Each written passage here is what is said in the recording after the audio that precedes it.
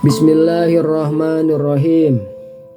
Dina kitab Sabilul Muhtadin fala tagtarra bihadhil khawariq. Hartosna ulah katipu ulah kabita anjeun ku khawariqul adat.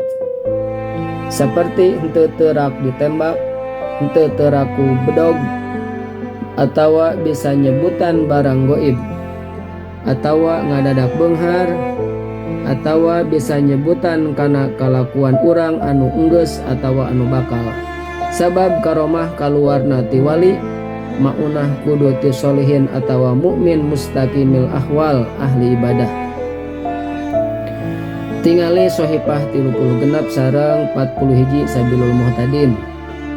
Walau ra'aita rajulan yatiru au fawqa ma'il bahri qad yasiru walam yakif inda hududi syar'i fa innahu mustadrijun wa bidai.